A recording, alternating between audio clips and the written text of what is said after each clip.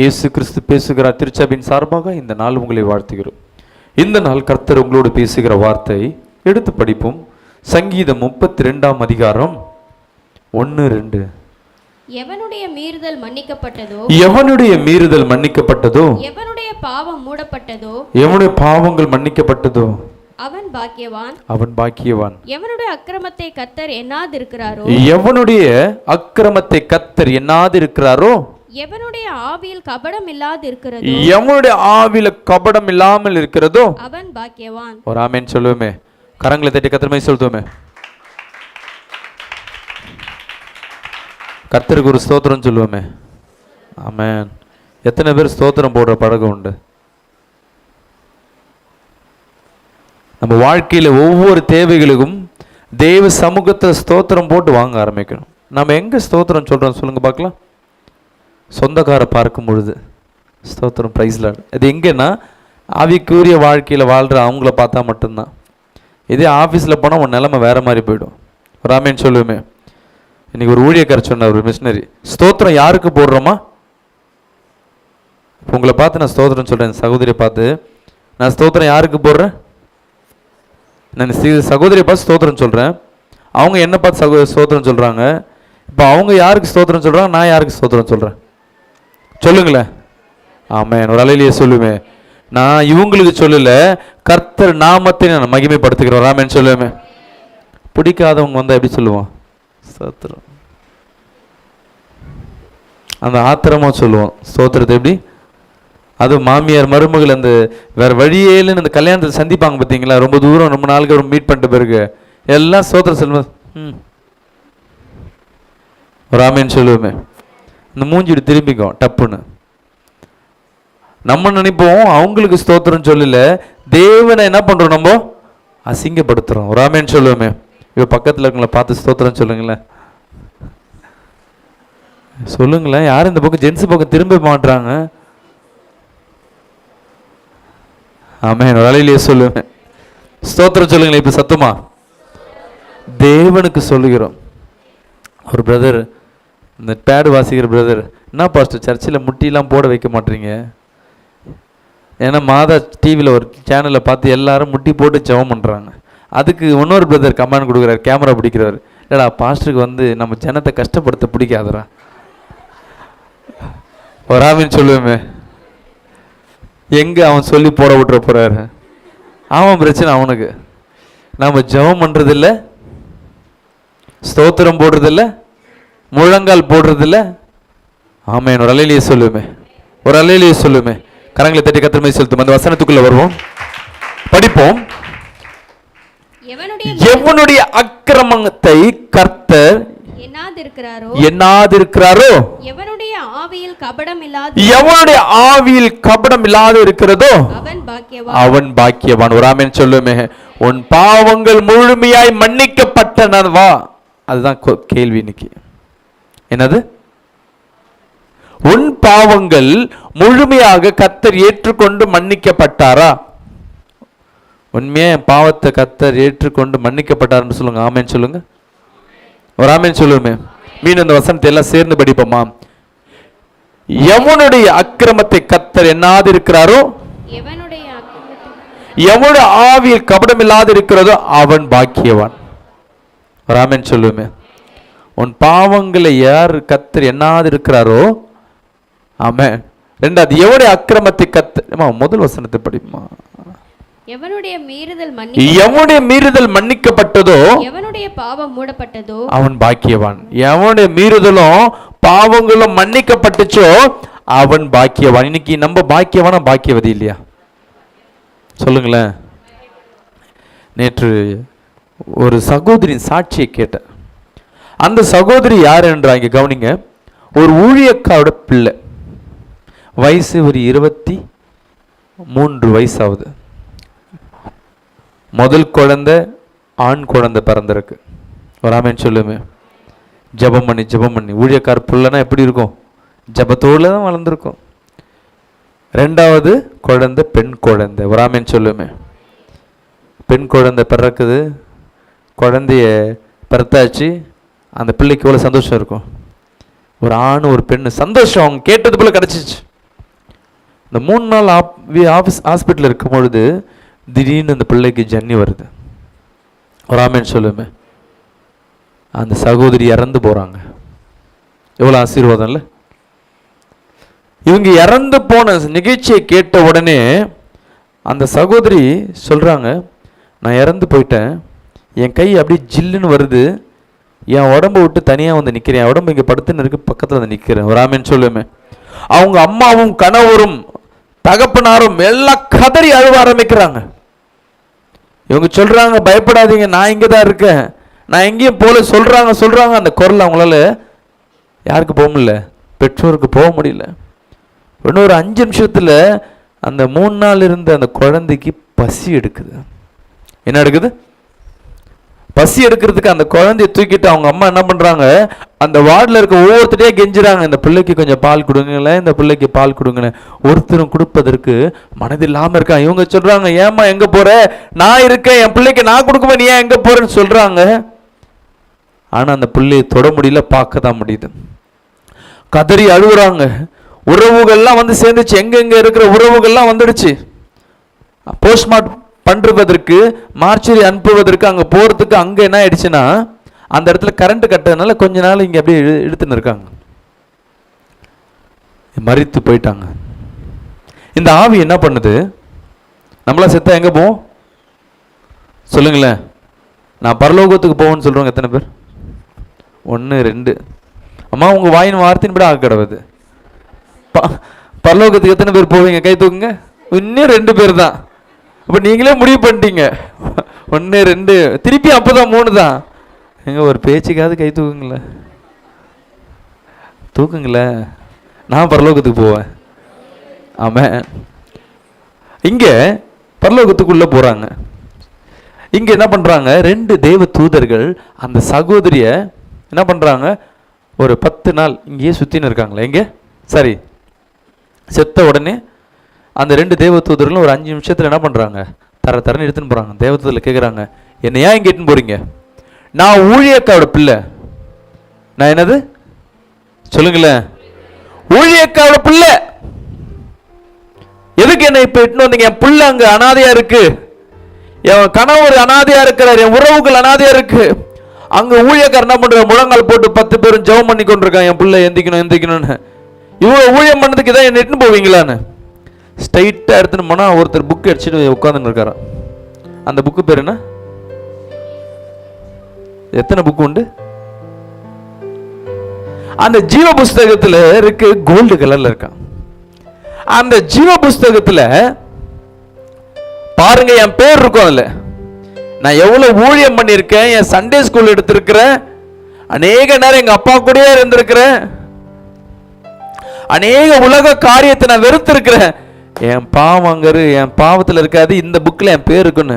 இவங்களும் துரட்டுறாங்க. இந்த புள்ள சொல்லுதுன்னு 2 தேவ தூதர்களும் என்ன பண்ணுறாங்க, கடைசி பேஜ் வரையும் பார்த்துட்டு உன் பேர் இல்லைம்மா அப்படின்னு. அந்த பிள்ளைக்கு தாரையா இருக்கு.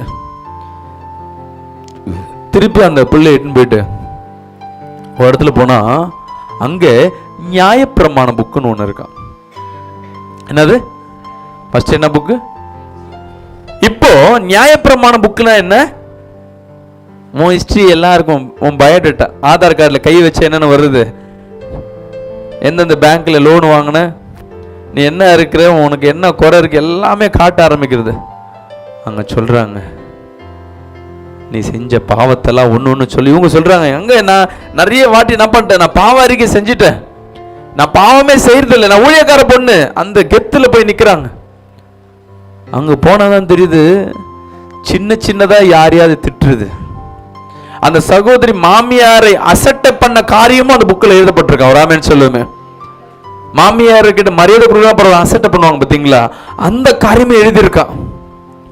மாமியார் மருமகனும் மனசுக்குள்ளேயே திட்டின காரியமே எழுதப்பட்டிருக்கான். அவங்க லிஸ்டா படிக்கும் போது சின்ன வயசுல இருந்து இதுவரை செய்த தப்பெல்லாம் சொல்லும் பொழுது கதறி அழுகுறாங்க. அதுல கொலையும் செய்யப்பட்டிருக்குன்னு எழுதப்பட்டிருக்கு. யாரு இந்த பிள்ளை? ஊழியக்கார பிள்ளை. ஒரு பாவம் வரும்பொழுது கடைசியா நீ கொலை செஞ்சிருக்கன்னு வருது. ஒரு ஆமென் சொல்லுவேமே, ஒரு சோதரம் சொல்லுவேமே. எப்பயா சொல்லுங்களேன். ஆமென். இங்க இந்த பிள்ளைக்கு என்னன்னு தெரியல. இந்த பிள்ளைய நீ செய்த பாவத்துக்கு எங்க போனோம்? நரகத்துக்கு தான் போன யாரோ ஒருத்தர் சொல்றாங்களாம். அதுவரை யாரையும் பார்க்கல, இயேசு கிறிஸ்து யாருமே அங்க இல்லை. உடனே கருப்பா 2 பேர் கட்டக்கரைன்னு குண்டா வர்றாங்களாம். வந்து தரன்னு பிடிச்சி எடுத்துன்னு போறாங்களாம். போ போ போ புகை மண்டலம். அந்த புகை நெடி நாத்த எடுக்குதான். உள்ள தேலும் பாம்பும் அப்புறம் விஷ கொடுமையான சில காரியங்கள், அழுகி போன சடலங்கள், அப்புறம் புழு போல் நடிக்கிறது போல இந்த மாம்சத்தை, இந்த ஆவியில் ஒரு மாம்சம் இருக்கான், அந்த மாம்சத்தை துன்புறுத்தி கொண்டிருக்கு. அழுவுறாங்க. அந்த உள்ள இருக்க ஸ்மெல்லு கொமட்டிக்கிட்டு வருதான், நிக்க முடியல 5 நிமிஷத்துக்கு மேல. அந்த சகோதரி உள்ள அழுவுறாங்க, ஐயோ நான் செஞ்சதெல்லாம் தப்பு, ஐயோ இன்னும் ஒரு வாட்டி அங்க கிட்டன்னு போறேன். தூரத்துல சொல்றாங்க, எனக்கு ஒரு சான்ஸ் கொடுங்களா, இனிமேட்டு அதை போய் என்ன பண்றேன், ஒழுங்கா இருக்கேன், இனிமேட்டு ஒழுங்கா இருக்கேன். ஒரு சான்ஸ் முடிச்சு போச்சு. மற்றவங்க எல்லாம் 100 வயசு 80 வயசு வரையும் சான்ஸ் கேட்டிருக்காங்க. எனக்கு மட்டும் ஏன் சீக்கிரம் பிடுங்கிறீங்க? என் குழந்தை அங்க பசியில இருக்கு, அங்க அனாதையா இருக்கு, கொஞ்சம் அனுப்புங்க. ஒருத்தரும் கேட்கல. 2 மணி நேரம் கொடிய நரக வேதனை. திருப்பி 2 கருப்பா உருவம் வருதான். அவங்கள பிடிச்சிக்கிட்டு பொருள் திடீர்னு அந்த கருப்பு உருவம் மாறி போய் திடீர்னு பார்த்தா பயங்கரமா வெளிச்சமா. அந்த வெளிச்சத்து மத்தியில இயேசு கிறிஸ்து உட்கார்ந்து கொண்டிருக்கிறான். கரங்களை தட்டி கர்த்தரை செலுத்தணும்.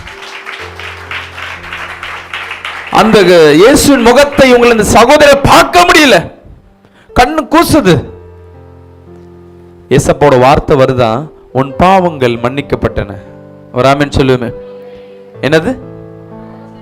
பாவங்கள் மன்னிக்கப்பட்டவன்னு சொன்ன உடனே தான் இயேசு கிறிஸ்துவின் கண்களை இந்த சகோதரிகள் பார்க்க முடிஞ்சுதான். இயேசு கிறிஸ்து அவ்வளவு அழகா இருக்காரு. அவங்க சொல்றாங்க, வர்ணிக்கிறாங்க, நீ போமா போவோம் பிள்ளைக்கு நீ என்ன பண்ண சேவை செய்யும் சொல்லும் போது இவங்க கடைசி ஒரு கொஸ்டின் கேட்குறாங்க. ஏசப்பா நான் எல்லாம் பாவம் செஞ்சு ஒத்துக்கிறேன், நான் எந்த கொலையும் செய்யலையே. என்னது? நான் எந்த கொலையும் செய்யலையே, ஆனால் அந்த புக்கில் கொலை செஞ்சிருக்க. அப்போ சொல்லியிருக்காங்க, நீ கரு சிதைவு பண்ணியிருக்க. இந்த சகோதரி அழுவ ஆரம்பிக்கிறாங்க. முதல் குழந்தை பிறப்பதற்கு அழகு ஒரு தடையா இருக்கிறதுனால தங்கின குழந்தையை கரு சிதைவு பண்ணியிருக்காங்க. ஒரு ஆமென் சொல்லுவேன். இதுவும் பாவம் என்று, இதுவும் கொலைக்கு சமமான காரியம் எழுதப்பட்டிருக்கு. இந்த சகோதரி இந்த காரியத்துக்காய் குறிச்சு ஜபம் பண்ணதில்லை, மன்னிப்பு கேட்டதில்லை, எந்த காரியம் செய்ததில்லை.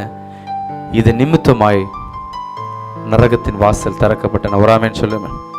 இப்போ அந்த 2 மணி நேரம் கழிச்சு கர்த்தர் அங்க விடுதலை கொடுத்தோன்னையும் மார்ச்சுரிக்கு எடுத்துன்னு போய் வாசல்ல நிக்க வைக்கிறாங்களாம். அந்த பிள்ளைக்கு உயிர் வர ஆரம்பிக்குது. டப்புனு எஞ்சி நிக்குதான். ஒரு ஆமென் சொல்லுமே. டாக்டர்லாம் பயந்து போனார்களா. 2 மணி நேரம் உயிர் போன இந்த சடலத்துல எப்படி உயிர் வந்தது? நீங்க வணங்குற தேவன் உயிருள்ள தேவன். ஒரு ஆமென் சொல்லுமே. அவங்க பாஸ்டர் என்ன பண்ணிருக்காரு, அவங்க அப்பா ஒரு 4 ஊழியக்காரங்களை வச்சு அந்த வாசல்ல சவகடங்கு வாசல்ல உட்கார்ந்து என் பிள்ளை உயிர் தரணும் ஜெபம் பண்ணியிருக்காரு. அந்த ஜெபத்தை கர்த்தர் கேட்டு உயிரை கொடுத்திருக்காரு. ஒரு ஆமென் சொல்லுமே. பிள்ளையின் ஜெபத்தை கேட்கல, யார் ஜெபத்தை கேட்டிருக்காரு? ஆமென் சொல்லுமே. இப்ப அந்த சகோதரி சொல்றாங்க, இனிமேட்டு என் மாமியாரை நான் திட்டுவேனா? ஒண்ணு ஏதாவது சொல்றாங்கன்னா எனக்கு முன்னாடி அந்த ஜீவ புஸ்தகமும் நியாயபிரமான புஸ்தகம் தான் வருது. ஒரு ஆமென் சொல்லுமே. இன்னைக்கு நம்ம வாழ்க்கை உண்மையா உன் பாவங்கள் மன்னிக்கப்பட்டனா? நம்ம எல்லாம் பாவரிக்கை செய்வோம். இன்னைக்கு திருவிருந்தா போன வாரம் திருந்து எல்லாம் பாவரிக்கை செஞ்சிருப்பீங்க. ஆனா முழுமையான பாவரிக்கை எத்தனை பேர் செஞ்சிருப்பீங்க? நான் இந்த பாவத்தை நாளைக்கு செய்வேன் தெரியும், இங்க வீட்டுக்கு போனோன்னு அந்த பாவத்தை செய்வேன் தெரியும், ஆனா நீ அறிக்கை செய்வ நான் விட மாட்டேன். உன் இருதயத்துக்கே தெரியும் அந்த பாவத்தை நான் மீண்டும் மீண்டும் நான் செய்வேன் என்று. உண்மைதானே? ஆமான்னு சொல்லுங்களேன். ஒரு ஆமென். நீ அந்த பாவத்தை விட்டாதான் உனக்காய் ஒரு ஜீவ புஸ்தகம் உனக்காய் எழுதப்பட்டிருக்கு. உனக்காக ஒரு நோட்டு முடிஞ்சு அடிஷனல் பேப்பர்லாம் வாங்கி வச்சுன்னு இருக்காங்க. அவ்வளோ பாவம் செய்து கொண்டே இருக்கும். இந்த ஜீவ புஸ்தகத்தில் உன் பேர் எழுதப்படாதபடி இருக்கு. இன்னைக்கு ஏதாவது ஒரு பாவங்கள், வசனம் படிங்க, எவனுடைய மீறுதல் மன்னிக்கப்பட்டதோ, எவனுடைய பாவம் மூடப்பட்டதோ, மூடப்பட்டது. ஆமென். உன் பாவங்கள் உண்மையாவே மன்னிக்கப்பட்டனவா, மூடப்பட்டதா? கர்த்தர் கேட்கிறார். சபைகளில் காது உள்ளவன் கேட்க கடவுது. உண்மையாவே உங்க பாவங்கள் மன்னிக்கப்பட்டதா? உங்க இருதயத்தை கை வச்சு சொல்லுங்களேன். நான் உண்மையாக செய்த பாவத்தை நான் விட்டுட்டேனா? முழுமையாவே என் பாவ அறிக்கையை நான் செஞ்சுட்டேனா? இல்ல அறிக்கை செஞ்சு உண்மையா விட்டுட்டேனா? இன்னும் வாலிப பசங்களுக்கு கண்ணு போறது போயின்னு தான் இருக்கும். பைக் ஓட்டினாலும் ஒரு பொண்ணு அப்படி ஸ்கூட்டில போனா ராமன் சொல்லுமே. ஒரு பைக்காரங்க சொல்றாங்க, பைக் கம்பெனி, என்னதான் பைக்கு காஸ்ட்லியான பைக்கு, என்ன பைக்கு? காஸ்ட்லியான பைக்கு. அதாவது புல்லட் வந்து மற்ற எல்லா வண்டியும் 150 சிசி அவ்வளோதான். புல்லட் பார்த்தீங்கன்னா 500 சிசி வரையும் இருக்குது. இன்னும் ஒரு காஸ்ட்லியாக புக்காட்டி இல்லை பிஎம்டபிள்யூலாம் வாங்கினா ஒரு பைக் 20 லட்சம் ரூபா. எவ்வளோ வாங்கினாலும் அது சிசி 2000 சிசி இருக்கட்டும். அப்படி எவ்வளோ தான் வாங்கினாலும் சரி, 100 சிசி உள்ள ஸ்கூட்டியை பார்த்தா நம்ம வண்டி ஸ்லோவாக தான் போகும். பையன் போயினே இருப்பான். அங்கே ஒரு பொண்ணு ஸ்கூட்டி போன உடனே இந்த வண்டி அப்படியே ஸ்லோவாக போகும். ராமன் சொல்லுமே, அப்போ யாருங்க ஸ்பீடாக போகிறா? 100. நீ என்னதான் வண்டி வாங்கினாலும் அந்த ஸ்கூட்டி பின்னாடி தான் போகிற. என்னதான் ஜெபம் பண்ணாலும் கண்ணு இப்படியே போயின்னு இருக்கும். நம்ம ஜெபம் பண்ணுறது யாராவது பார்க்குறாங்களா? ஆமென். அன்பு தேவ பிள்ளைகள், நீ விசுவாசித்தினா தேவ மகிமை காண முடியும். யாரோருக்கு நெஞ்சு வலி இருக்கு, கிறிஸ்து இயேசுவின் நாமத்தில் இந்த நெஞ்சில் போடப்பட்ட தடைகளை உடை தருகிற மாட்டோம். ஒரு ஆமென் சொல்லுவேன். அப்போ கர்த்தர் சொல்லுகிறார், முதல்ல நீங்க செய்யற பாவத்தை விட்டுறீங்களா? நம்ம வாலிப பசங்களை தான் மேல நம்ம டார்கெட்லாம் எங்க இருக்கோம்னா வாலிப பசங்க மேல தான் இருக்கும். இவங்க தான் அதிகமா பாவம் செய்யும். இல்ல, நம்மளும் ஏதாவது ஒரு காரியம் இன்னைக்கு பொருத்தனை பண்ணுவோம். நியூ இயர் அன்னைக்கு, ஏன்னா நியூ இயர் வந்துட்டாவே ஒரு பொருத்தனை வரும். இன்னிலேருந்து நான் கோவப்பட மாட்டேன் சொல்லி முடிப்பீங்க. சாப்பாட்டில் உப்பு ஜாஸ்தி இருக்கும். ராமன் சொல்லுமே, அன்னைக்கு நியூ இயருக்கு ட்ரெஸ்ஸு வந்திருக்காது. கோவப்படாமல் இருப்போமா? சத்துரு நான் கோவப்படக்கூடாதபடி, சரி நான் கோவப்படும்படியா என்ன பண்றான், வகை தேடி வர நீங்களே சொல்லிக்கிறது. யார் மேல பழி போடுறோம்? நம்ம என்ன பாவம் செய்யறோமோ அதை தான் மீண்டும் மீண்டும் என்ன பண்றோம், முழுமையாக கர்த்தரிடத்தில் ஒப்பு கொடுக்கல.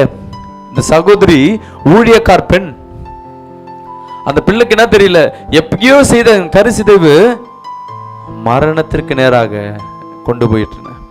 நம்ம வாழ்க்கையில எத்தனை பேரை கஷ்டப்படுத்திருப்போம். ஒன்றும் இல்லை, ஒரு 4 நண்பர்கள் இருக்கிறோன்னா ஒரு நண்பரை கிண்டல் பண்ணுவதற்காக நம்ம எல்லாம் சிரிப்போம்.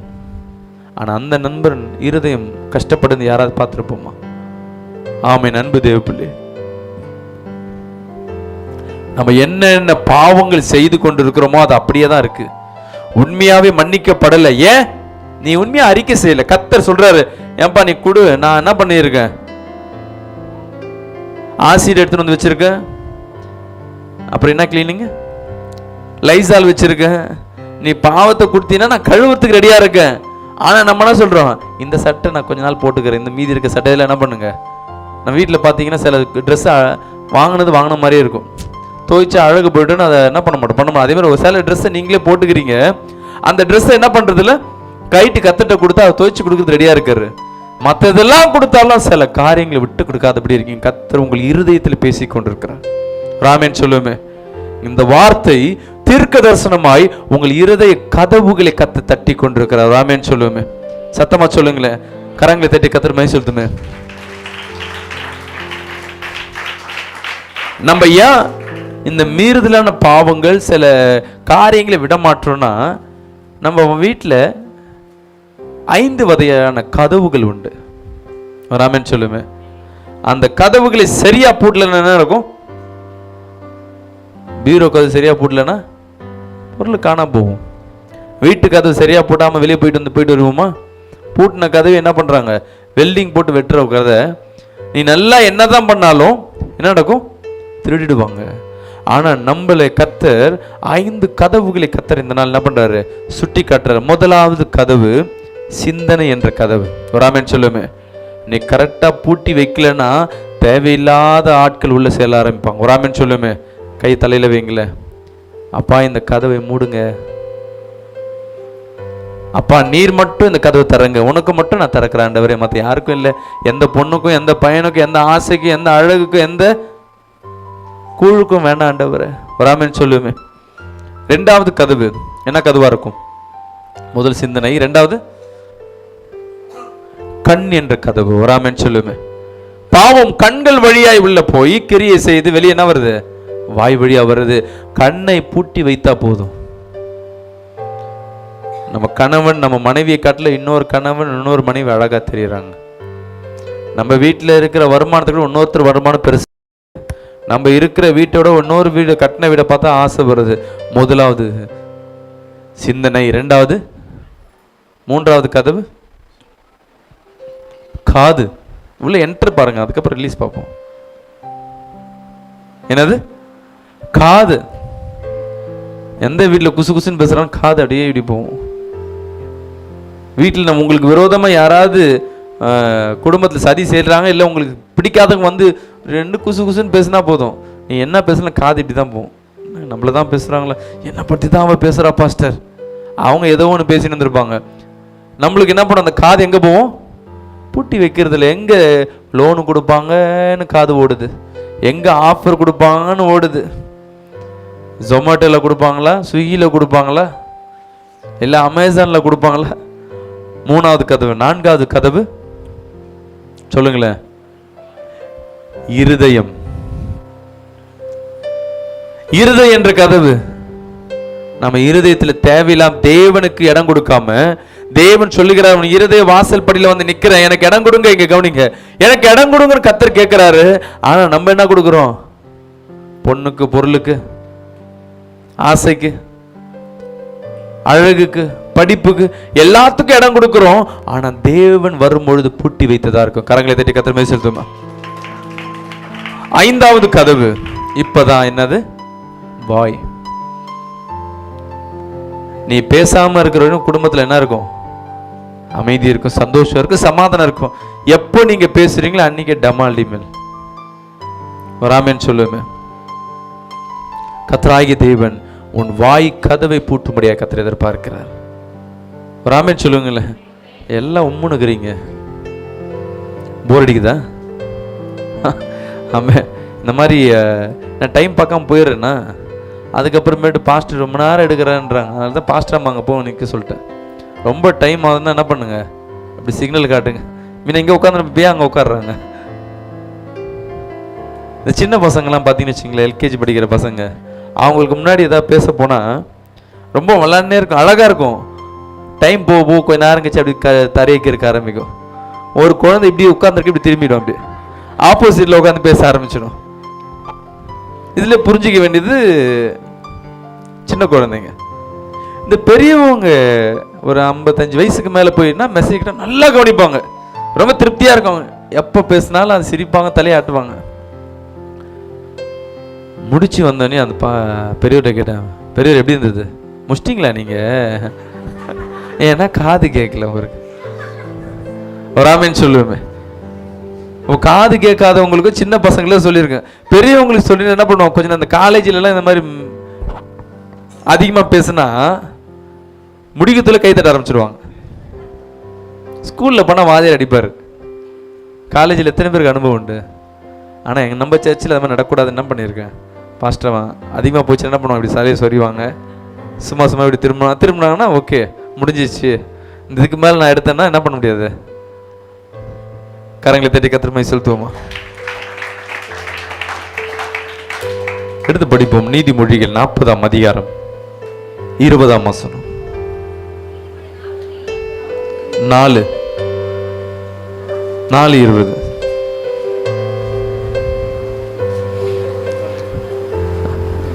முப்பத்தொன்னுக்கு மேல கிடையாது. என் மகனே, என் மகனே, என் வார்த்தைகளை கவனி. கர்த்தர் சொல்லுகிறார். முதலாவது என்ன கதவு? எத்தனை பேர் கவனிச்சிங்க? நான் சொல்லி வாய் முள்ள சேர் அந்த பக்கம் 2 பக்கம் திரும்பி நிக்குது.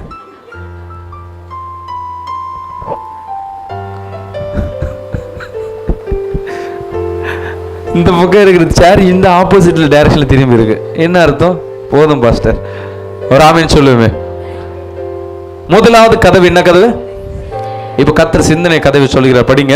என் மகனே, என் மகனே, என் வார்த்தைகளை கவனி, என் வார்த்தைகளை கவனி, என் வசனங்களுக்கு உன் செவியை இருங்க போதும். முதலாவது உன் வார்த்தை கவனி. கர்த்தர் சொல்லுகிறார், உன் கவனத்தை உலகத்தில் வைப்பதை காட்டிலும் தேவ வார்த்தையில் உன் சிந்தனையும் உன் நினைவுகள் வைப்பது தேவனுக்கு பிரியமா இருக்கு. கரங்களை திரு கர்த்தர் செலுத்தணும். நம்ம என்னதான் வேலையை விட்டுட்டு நம்ம இன்னைக்கு ஆலயத்துள்ள உட்கார்ந்து இருந்தாலும் போய் என்ன சமைக்கலாம், இல்ல நாளைக்கு கடன் பிரச்சனை என்ன வருமே, இல்ல இவர் எப்பதான் முடிப்பாரு, இல்ல அடுத்தது என்ன பண்ணலாம், ஐயோ அந்த கல்யாணம் முடிஞ்சிடுமே, நேரம் விற்பாட்டு இழுத்துன்னு இருக்காரு, பிரியாணி போயிடுமே, ராமன் சொல்லுமே. கர்த்தர் பெரியவரா இருக்கிறார், கர்த்தர் பெரியவரா இருக்கிறார். நம்ம தேவ சட்டத்துக்கு நம்ம கீழ்ப்படிந்தவளா இருக்கும். இந்த அடுத்த வாட்டி வரும்போது என்ன பண்ணுங்க, பெண் பிள்ளைங்க கொரிந்தியர்ல சொன்னது, பவுல் சொன்னது போல பெண்கள் முக்காடுல தான் என்ன இருக்கணும், முடிஞ்ச துப்பட்டா போட்டுக்குங்க, உங்களுக்கு புடவை இருக்கு போட்டு வாங்க. ஆனால் இதுக்காக சர்ச்சுக்கு வரும்போது ஒரு ஸ்கார்ஃப் என்ன பண்ணுங்க, ஒரு 15 ரூபா தான், அதை வாங்கி போட்டு வாங்க. இது தேவன் எதிர்பார்க்கிற காரியம். ஒரு ஆமென் சொல்லுவேமே, ஒரு ஆமென் சொல்லுவேமே. அதனால ஆண்கள் சும்மா இருக்கலாமா?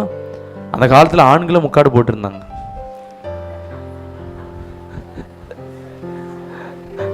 வசனத்தை படிப்போமா? 4:20 படிங்க. என் மகனே, என் மகனே, என் வார்த்தைகளை கவனி, என் வார்த்தைகளை கவனி, என் வசனங்களுக்கு, என் வசனங்களுக்கு உன் செவியை சாய். ஆமென். ஒரு அல்லேலூயா சொல்லுமே. முதலாவது கர்த்தர் எதிர்பார்க்கிற காரியம் உன் சிந்தனைகளை, உன் நினைவுகளை கர்த்தருக்காய் ஒப்புக்கொடு. ஒரு ஆமென் சொல்லுமே. இன்னைக்கு தூங்கி எந்திரிச்ச உடனே நான் சர்ச்சுக்கு போகணும்னு முதலிடம் கொடுத்துருக்கோமா? நம்ம முதலாவது சிந்தனையில முடிவு பண்ணீங்களா? நான் இன்னைக்கு 11 மணி சர்வீஸ், சாரி 10 மணி சர்வீஸுக்கு நான் 11 மணிக்கு தான் போறேன். நீங்க கிளம்பும் போதே தெரியும் நீங்க கண்டிப்பா லேட்டா தான் போவீங்கன்னு. நம்ம சிந்தனையில ஏதாவது முடிவு பண்ணுமா? உங்க சிந்தனையை கர்த்தருக்காய் அவர் வார்த்தைக்கு செவி கொடுங்க. அவர் வார்த்தை என்ன சொல்லுங்க? ஏன் உங்க வாழ்க்கையில விடுதலை கிடைக்க மாட்டேது? கொஞ்சம் யோசிச்சு பாத்தீங்கன்னா, ஓய்வு நாளை கர்த்தருக்காய் கொடுக்கறது இல்ல. ஒரு பிள்ளை என்ன பண்றேன், அழகா ரெடி பண்ணி வாடா வாசிக்க வாடா நீங்கள அந்த சபையில் போன வாரம் வாய்ப்பு கொடுக்குறேன், சர்ச்சு திறக்கிறதுக்கு முன்னாடி வந்து நின்ட்டான் டங்குன்னு. என்னடா எங்க பாஸ்டர் நீங்க தான் வாசிக்க வர சொன்னீங்களே. எத்தனை 6:30 மணிக்கு 7 மணி சர்வீஸ்க்கு. மனசு ரொம்ப குளிர்ந்து போச்சு.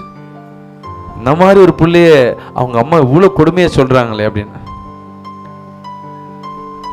இனிமேட்டு வாரம் வாரம் நீ தாம்மா வாசிக்கணும்னு சொல்லியாச்சு. அங்க பெருமை ஆயிடுச்சு. இந்த வாரம் போறேன், 6:15 ஆயிடுச்சு, 6 ஆயிடுச்சு, 6:45 ஆயிடுச்சு, 7 மணிக்கு கால் பண்ற ப்ரேயர் ஆரம்பிக்க போகுது. இது வந்துனே இருக்கும் பாஸ்டர்.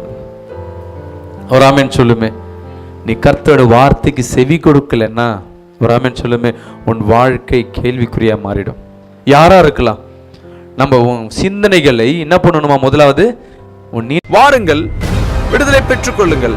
சபை ஆராதனை முடிந்தவுடன் ஒவ்வொருவருக்கும் தனித்தனியாய் அவர்களுக்காய் தேவ ஆலோசனை கொடுத்து கடன் பிரச்சனைகளுக்காகவும் மாந்திரிக பிரச்சனைகளுக்காகவும் நோய்களுக்காகவும் விசேஷமாக எண்ணெய் பூசி ஜெபிக்கப்படுகின்றன. வாருங்கள், விடுதலை பெற்றுக் கொள்ளுங்கள். எங்கள் விலாசம் இயேசு பேசுகிற திருச்சபை, நம்பர் 24/29, கிழக்கு கல்மண்டம ரோடு, 2வது மாடி, ராயபுரம், சென்னை 600019. லேண்ட்மார்க் கல்மண்டபம் CSI ஆலயம் அருகில். ஞாயிறு ஆராதனை காலை 7 மணி முதல் 9 மணி வரை சைதாப்பேட்டையில் நடைபெறுகின்றன.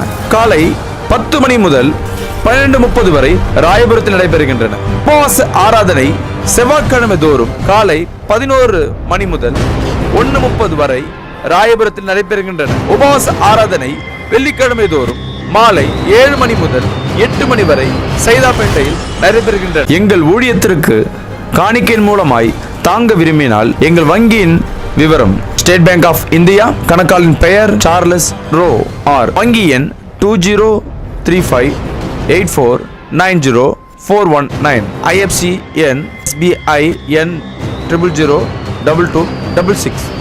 கூகுள் பே மூலமாகவும் உங்கள் பணங்களை செலுத்தலாம். Google Pay number 7299723355.